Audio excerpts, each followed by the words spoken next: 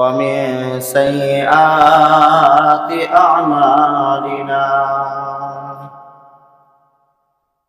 من يهد الله فلا مضل له ومن يضلله فلا هادي له ونشهد أن لا إله إلا الله وحده لا شريك له ونشهد أن سيدنا ونبينا ومولانا محمدا عبده ورسوله أرسله بالحق بشيرا ونذيرا وداعيا إلى الله بإذنه وسراجا منيرا فقد قال الله تبارك وتعالى في كلامه المجيد والفرقان الحميد أعوذ بالله من الشيطان الرجيم بسم الله الرحمن الرحيم وسيق الذين اتقوا ربهم إلى الجنة زمرا حتى إذا جاءوها وفتحت أبوابها وقال لهم خزنتها سلام عليكم طبتم فادخلوها خالدين وقال الله تعالى في شان حبيبه ومحبوبه إن الله وملائكته يصلون على النبي يا أيها الذين آمنوا صلوا عليه وسلموا تسليما شكر محبة شد درود إبراهيم اللهم صل على محمد وعلى آل محمد كما صليت على إبراهيم وعلى آل إبراهيم إنك حميد مجيد اللهم بارك على محمد وعلى آل محمد كما باركت على إبراهيم وعلى آل إبراهيم إنك حميد مجيد بلغ العلا بكماله كشف الدجى بجماله حسنت جميع خصاله صلوا عليه وآله محمد نے آ کر کفر کو مٹایا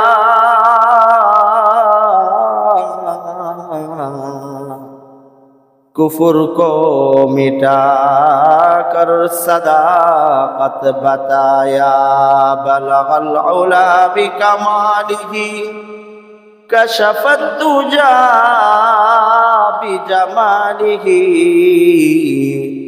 हसनत जमीअ खिसालिही सल्लू अलैहि व आलिही ऐ बरादर दूर बाशत यार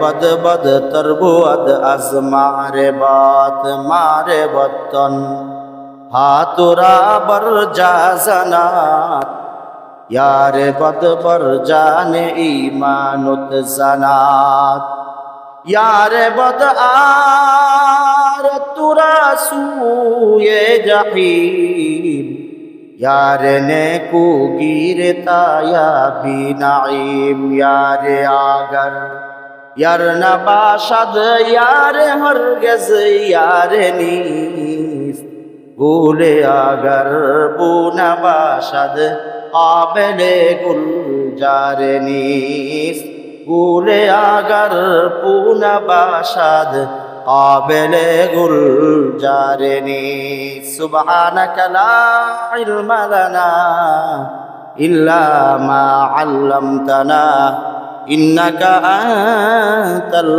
अलीमुल हकीम। अल्हम्दुलिल्लाह। মহান আল্লাহ তাআলার দরবারে লাখো কোটি শুকরিয়া যে আল্লাহ তাআলা আমাদের হায়াতগুলিকে বৃদ্ধি করিয়া আজকের এই সময় পর্যন্ত সুস্থ সবল রেখে জুম্মার নামাজ আদায় করার জন্য সৃষ্টির উত্তর বাজার বাইতুল জান্নাত জামে মসজিদে উপস্থিত হওয়ার তৌফিক দান করেছেন। এই জন্য সকলেই উচ্চ আওয়াজে সমাবেত কণ্ঠে কালিমাতুর শুকর আদায় করে নিচ্ছি আলহামদুলিল্লাহ। সম্মানিত উপস্থিতি, আমি গত জুম্মায় জান্নাতের আলোচনা করতেছিলাম, আজকেও যথারীতি জান্নাতের আলোচনা করব। আল্লাহ সুবহানাহু ওয়া তাআলা আমাদেরকে যেগুলি কথা বলবো সর্বপ্রথম আমাকে পাশাপাশি আপনাদেরকে আমল করার তৌফিক দান করুন, সকলেই বলি আমিন। রাসূলুল্লাহ সাল্লাল্লাহু আলাইহি ওয়াসাল্লামের কাছে জলিল কদর সাহাবী, প্রসিদ্ধ সাহাবী হযরত আবু হুরায়রা রাদিয়াল্লাহু আনহু জিজ্ঞাসা করলেন, ইয়া রাসূলুল্লাহ, জান্নাতের তো অনেক কথা শুনেছি, জান্নাত কিসের তৈরি? আপনাদেরও জানার দরকার আছে কিনা? জান্নাতে যাইবেন, জান্নাত কিসের তৈরি?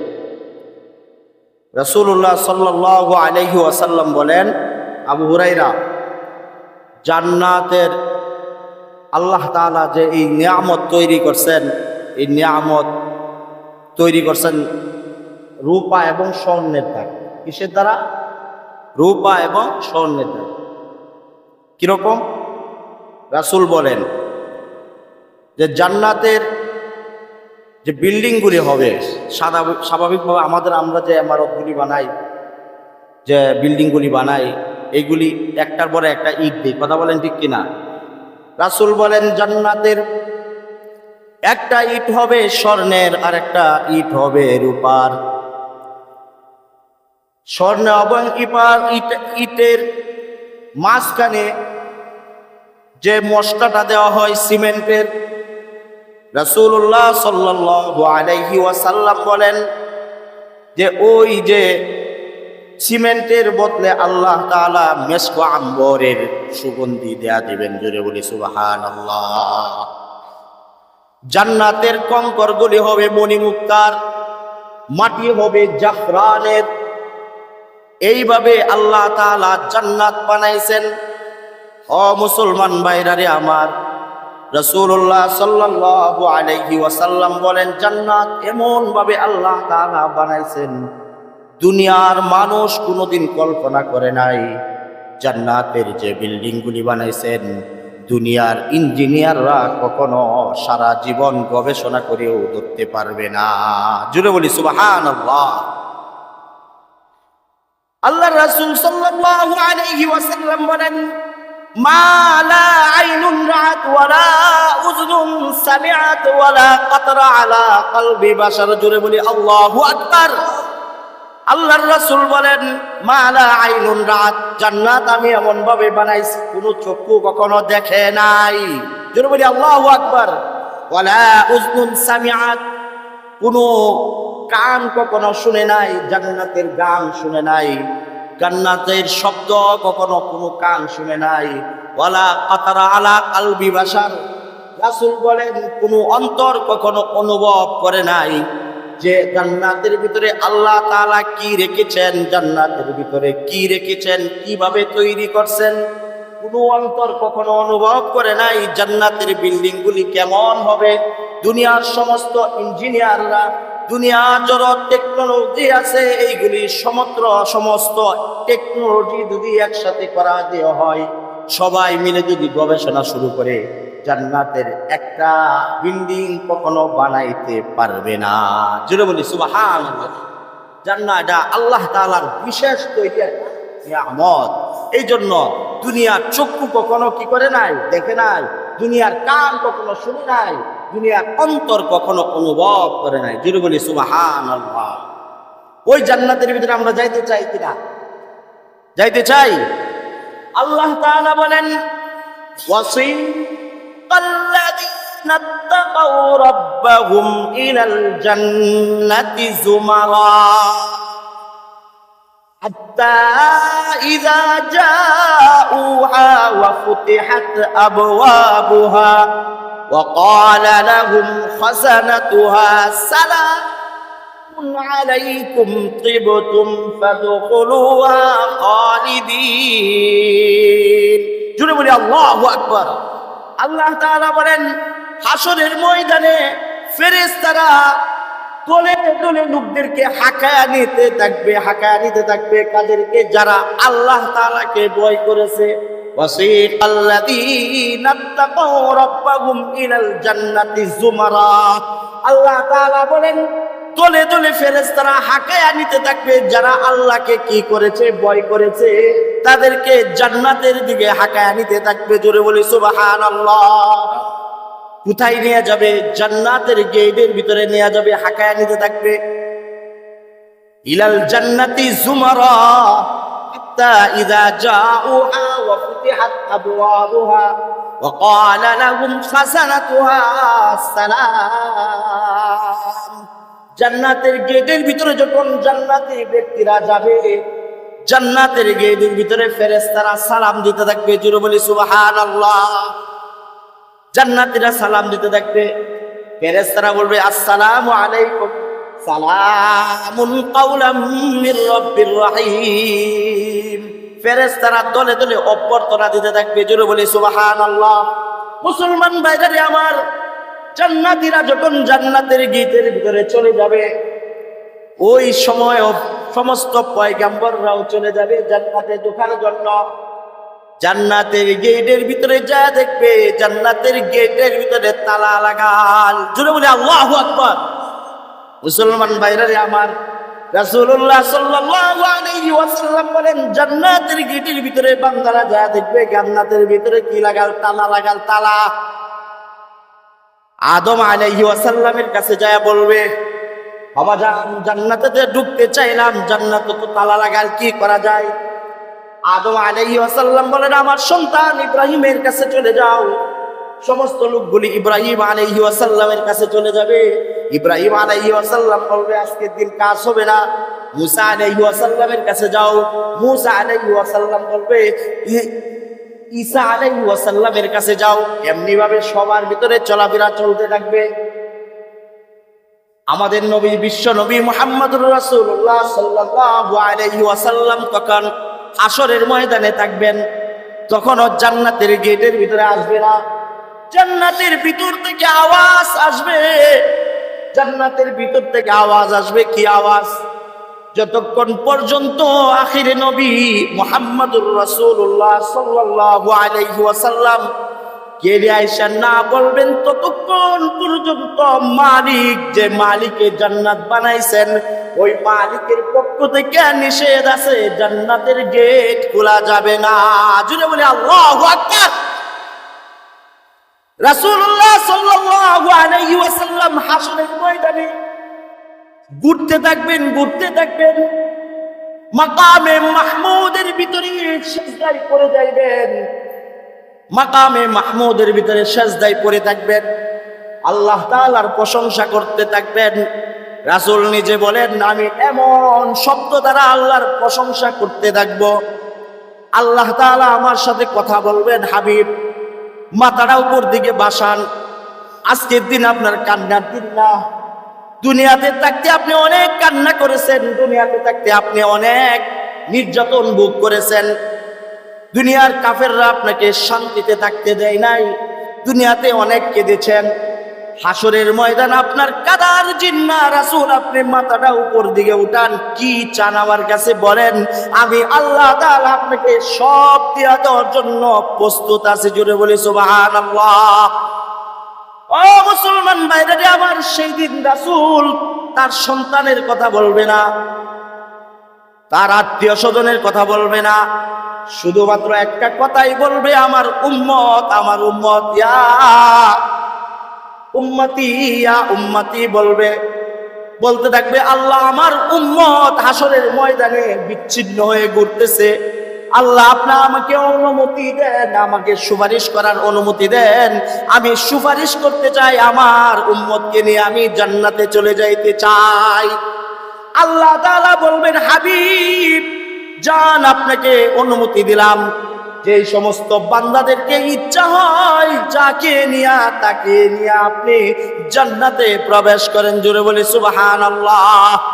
হাদিসের ভিতরে আসছে রাসূল সাল্লাল্লাহু আলাইহি ওয়াসাল্লাম বিরাট একটা দল নিয়ে জান্নাতের গেটে যাইবেন, জান্নাতের গেটে যায় আবার ফিরে আসবেন, আবার মাকামে মাহমুদের ভিতরে সিজদায় পড়ে যাইবেন, আবার কান্নাকাটি শুরু করবেন। আল্লাহ তাআলা আবার বলবেন, হাবিব কাঁদতেছেন কেন, কেন কাঁদেন, আজকের দিন তো কান্নার দিন না, বলেন বলেন আপনি কি চান। আবার রাসূল বলবেন, আমার উম্মত, আমার উম্মত।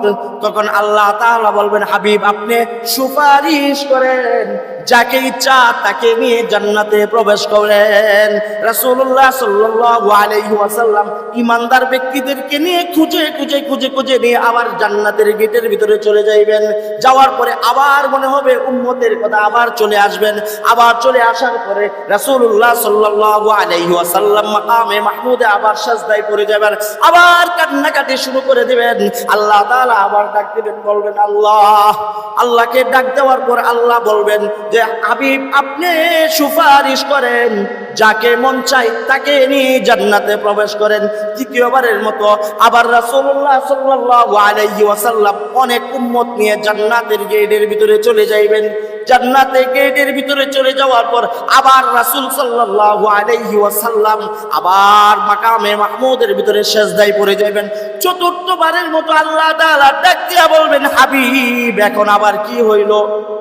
আল্লাহর রাসূল সাল্লাল্লাহু আলাইহি ওয়াসাল্লাম মাথাটা বাছায়া বলবেন, আল্লাহ উম্মতে মুহাম্মাদি এখনো অনেক আছে, যে সমস্ত উম্মতকে আমি এখনো চিনতেছি না। আল্লাহ আপনার কাছে আমি দরখাস্ত করি, আমার উম্মতের ভিতরে যারা বলছে লা ইলাহা ইল্লাল্লাহু মুহাম্মাদুর রাসূলুল্লাহ, তাদেরকে আপনি চিনায়া দেন, আপনি তাদেরকে বাছাই করে দেন, আমি মুহাম্মদ তাদেরকে নিয়ে জান্নাতে যাইতে চাই। জোরে বলি সুবহানাল্লাহ। বলেন তো কালিমার দাম আছে না নাই? কালিমার দাম আছে না নাই? ওই দিন যখন রাসূল সাল্লাল্লাহু আলাইহি ওয়াসাল্লাম এই আবেদন করবেন, আল্লাহ তাআলা কালিমাওয়ালাদেরকে খুঁজে নিজের হাত দ্বারা, কুদরতি হাতের দ্বারা বের করে দিবেন। আর রাসূল সাল্লাল্লাহু আলাইহি ওয়াসাল্লাম তাদেরকে নিয়ে জান্নাতের গেটের ভিতরে চলে যাইবেন। জোরে বলি সুবহানাল্লাহ। রাসূল সাল্লাল্লাহু আলাইহি ওয়াসাল্লামের জন্য সমস্ত পয়গম্বররা অপেক্ষা করতে থাকবে, সমস্ত উম্মত অপেক্ষা করতে থাকবে। ও মুসলমান ভাইরা রে আমার, ওই জান্নাতের গেটের ভিতরে আল্লাহ তাআলা এমন দুইটা নহর সৃষ্টি করে রেখেছেন, এমন দুইটা নহর বানাইয়া রাখছেন। আল্লাহ তাআলা ডাক দেয়া বলবেন যে, ও উম্মতেরা, ও সমস্ত উম্মতেরা, তোমরা জান্নাতের একটা নহর থেকে পানি পান করো। জোরে বলি সুবহানাল্লাহ। জান্নাতের গেট থেকে কোনো বান্দা যখন ওই একটা নহর থেকে পানি পান করবে, কোনো বান্দা যখন জান্নাতের গেটের থেকে নহর থেকে পানি পান করবে, আল্লাহ তাআলা পানি পান করার মাধ্যমে তার ভিতরে যত ধরনের রোগ আছে সমস্ত রোগ থেকে মুক্তি দান করে দিবেন। জোরে বলি সুবহানাল্লাহ। হিংসা থাকবে না, বিদ্বেষ থাকবে না, আর কখনো পায়খানা হবে না, সর্দি কাশি হবে না, আর কখনো জ্বর হবে না, মাথা ব্যথা হবে না, সমস্ত কিছু আল্লাহ তাআলা দূর করে দিবেন শুধুমাত্র একবার পানি পান করার মাধ্যমে। জোরে বলি সুবহানাল্লাহ। জান্নাতে ঢোকার আগেই সমস্ত রোগ বালা করে দিবেন। কে বলেন তো? আল্লাহ বালা করে দিবেন। দ্বিতীয় ঝর্ণা থেকে বলবেন ওযু করার জন্য, সমস্ত জান্নাতি ব্যক্তিরা ওই ঝর্ণা থেকে ওযু করবে। রাসূল সাল্লাল্লাহু আলাইহি ওয়াসাল্লাম বলেন, ওই ঝর্ণা থেকে ওযু করার পরে তার চেহারা পরিবর্তন হয়ে যাবে, তার চেহারা জান্নাতি চেহারার মতো হয়ে যাবে, উজ্জ্বল হয়ে যাবে। ও মুসলমান ভাইরা রে আমার, ওই সময় জান্নাতি ব্যক্তিদের যে যে গুণাগুণ থাকার দরকার, ওইখান থেকে, ওই ঝর্ণা থেকে পানি দ্বারা, ওযু করার দ্বারা আল্লাহ তাআলা সব কিছু তৈরি করে দেবেন। জোরে বলি সুবহানাল্লাহ। জান্নাতের ভিতরে এখনো প্রবেশ করেন নাই, আল্লাহর রাসূল সাল্লাল্লাহু আলাইহি ওয়াসাল্লাম যাইবেন, যায় বলবেন আমি মুহাম্মাদুর রাসূলুল্লাহ সাল্লাল্লাহু আলাইহি ওয়াসাল্লাম টুক্কা দিবেন যে জান্নাতের দরজার ভিতরে। ফেরেশতারা যখন নবীজির কথা শুনবেন তখন জান্নাতের গেট খুলে দিবেন। জোরে বলি সুবহানাল্লাহ। জান্নাতের ফেরেশতা, রিদওয়ান ফেরেশতা বলবে ইয়া রাসূলুল্লাহ, ইয়া হাবিবাল্লাহ, আপনার জন্যই অপেক্ষা করতেছিলাম।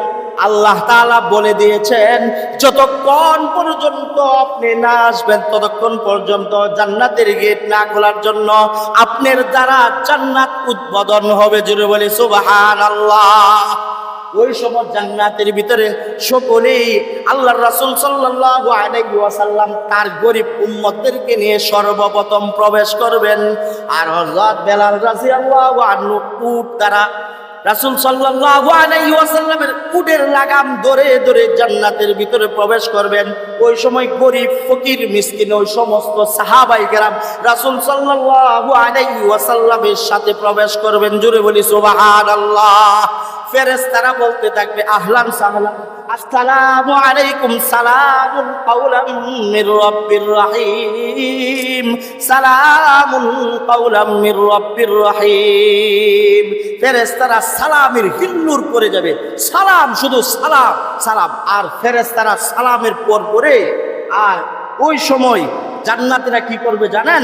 জান্নাতীরা একটা কথাই বলবে, وقالوا الحمد لله الذي صدقنا وعده وأورثنا الأرض نتبوأ من الجنة حيث نشاء। জোরে বলি আল্লাহু আকবার।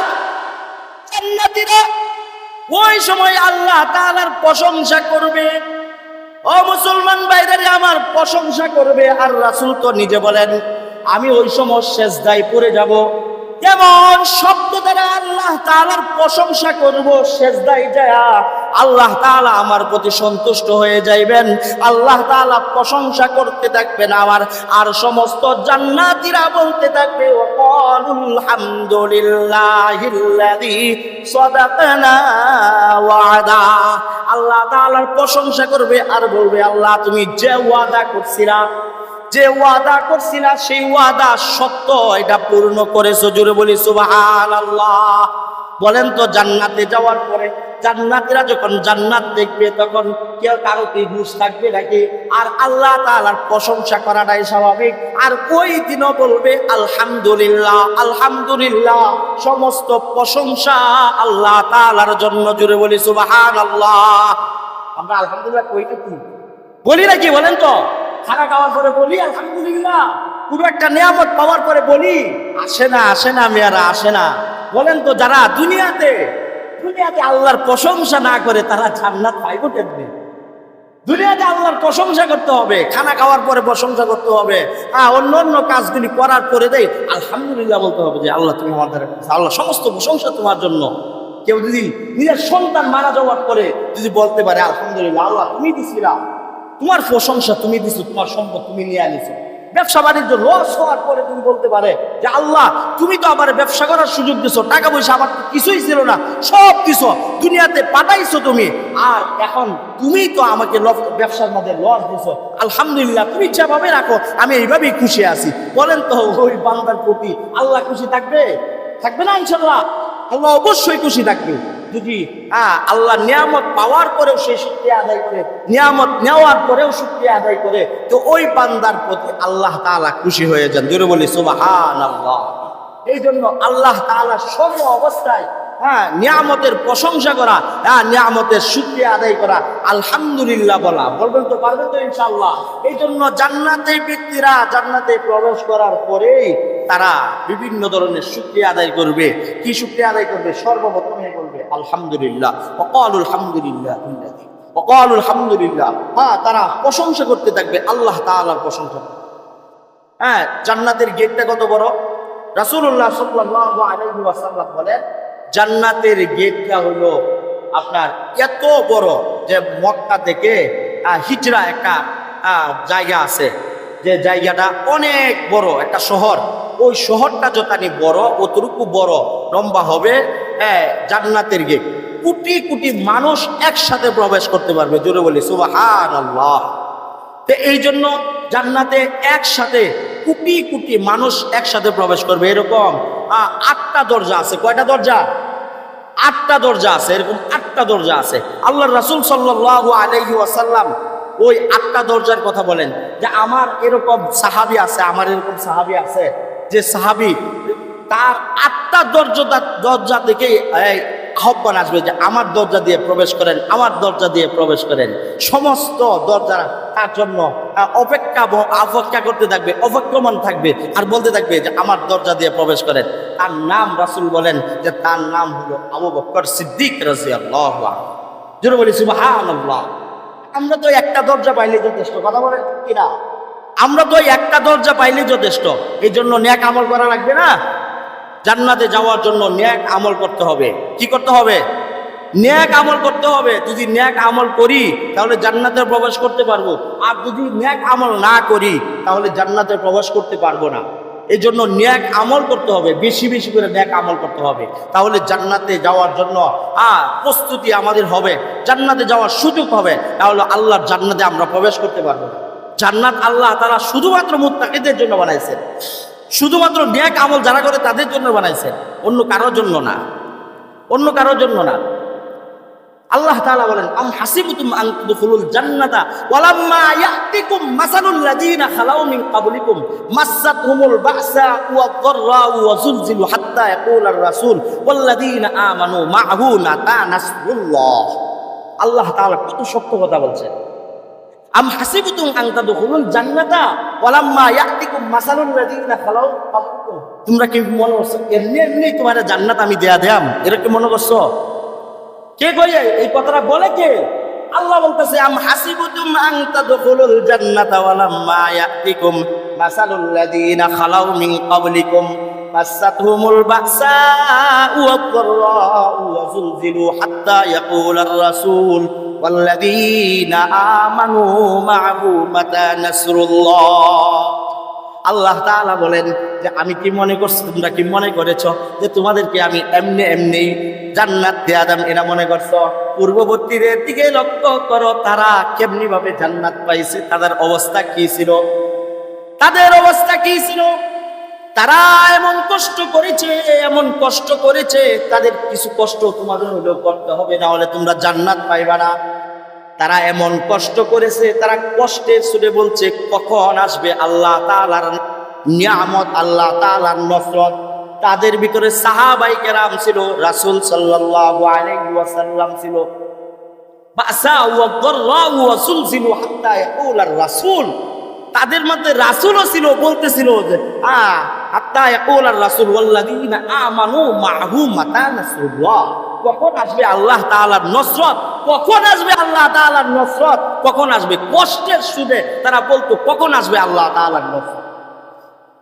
আল্লাহ তাআলার নসরত আসলেই আমরা জান্নাতে যাইতে পারবো না, যেতে পারবো না। তারা কষ্টে শুনে বলছে তারা যে কখন আল্লাহ সাহায্য কখন আসবে, কখন আসবে, কখন আসবে, এরকম হয়রান হয়ে যেত। আর আমরা সাধারণ কাজ করে মনে করি যে আমার জন্য আল্লাহ তো জান্নাত দেয়া দিয়েছে। এরকম সহজ না, ইবাদত বন্দেগী করতে হবে। আর আমাদের পূর্বসূরি যারা আকাবির যারা গেছে, তারা চোখের পানি কখনো চোখ থেকে কখনো শুকায় নাই। হযরত ইবনে আব্বাস রাদিয়াল্লাহু আনহু শেষ পর্যন্ত কান্না করতে করতে করতে তার চক্ষু নষ্ট হয়ে গেছে। বলছিল যে আপনি যেভাবে কান্না করতেছেন, কান্না কিছুটা থামান, আল্লাহ তো সব মাফ করে দিছে আপনাকে। কান্নার মধ্যে একটা মজা আছে। শেষ রাত্রে যখন কান্না করি তখন আমার আলাদা একটা জগতে চলে যাই, আমার আলাদা অনুভূতি আসে, আমার প্রশান্তি আলাদা হয়। আমরা তো তাহাজ্জুদেই পড়ি না, আমরা এত গাফের, আল্লাহর কথা স্মরণই করি না। অথচ সাহাবায়ে কেরাম কি করছেন? কান্না করতে করতে চক্ষু পর্যন্ত নষ্ট করে ফেলেছে। এটা মজা পাইছেন আলাদা। তাহাজ্জুদের নামাজে, তাহাজ্জুদের পরে এই যে একটা মজা পাইতেন তারা, এই মজা তো আমরা নিতে পারি না, কারণ আমরা এই রাস্তায় যাইনি। এই জন্য জান্নাতে যাওয়ার জন্য কষ্ট করতে হবে। পারবেন তো ইনশাআল্লাহ? পারবো তো ইনশাআল্লাহ? ইবাদত বন্দেগী বাড়াইতে হবে। এখন 5 ওয়াক্ত নামাজই নাই, কই জান্নাতে যাবে? 5 ওয়াক্ত নামাজের পরে কিছু নফল পড়তে হবে, তাহাজ্জুদ নামাজ পড়তে হবে, আরো ইবাদত বন্দেগী, নফল ইবাদত বন্দেগী বাড়াইতে হবে। আমি গত তারিখে বললাম না, কয়টা বিষয় বলছিলাম গত তারিখে, মনে আছে?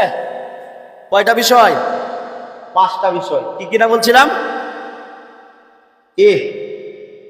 ঈমান, আমল, মুআমালা, মুআশারা, আর কি বলছিলাম? ভুলে গেছেন? চরিত্র। আর কি বলছিলাম? আখলাক বলছিলাম, আখলাক, চরিত্র। কয়টা বিষয় বলছিলাম? 5টা। 1 নম্বর ঈমান, 2 নম্বর আমল, 3 নম্বর মুআমালা, 4 নম্বর মুআশারা, আর 5 নম্বর বলছিলাম আখলাক। এই 5টা বিষয় বলছিলাম। 5টা বিষয় যদি আপনারা সঠিকভাবে ধরতে পারেন তাহলে জান্নাতে যাইতে পারবেন। কেউ ঈমান আছে তো আমল নাই, ঈমান বলতে শেষ। 5টা বিষয়ই লাগবে। কেউ আমলও আছে, ঈমানও আছে, কিন্তু মুআমালা ঠিক নাই। টাকা পয়সা মানুষে পাইবো এই সেই দেয়, হ্যাঁ মনে করে এমনি দেবো না। মুআমালা ঠিক করতে হবে। মুআমালা ঠিক আছে তো মুআশারা ঠিক করতে হবে। মানুষের সাথে আচার ব্যবহার ঠিক করতে হবে। আত্মীয় স্বজনের হক আদায় করতে হবে। আত্মীয় স্বজনের সাথে সুন্দর ব্যবহার করতে হবে। তাদের সাথে আখলাক চরিত্র ব্যবহার করতে হবে। মা বাবার সাথে ভালো ব্যবহার করতে হবে। গত তারিখে মা বাবার কথা বললাম। মা বাবার সাথে সুন্দর আচরণ করতে হবে।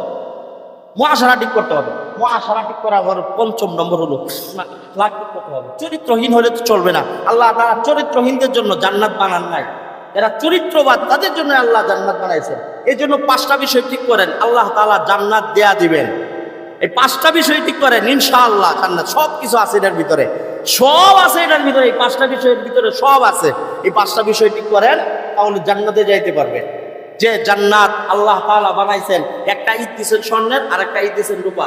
আর জান্নাতের যে ইটের মাঝখানের যে বিষয়টা দিয়েছেন, মেঘনা মেশকা আম্বরের দিয়েছেন, আর জাফরানের মাটি আর কঙ্করগুলি মণিমুক্তার হবে। সেই জান্নাতের ভিতরে আমরা যাইতে চাই না ইনশাআল্লাহ?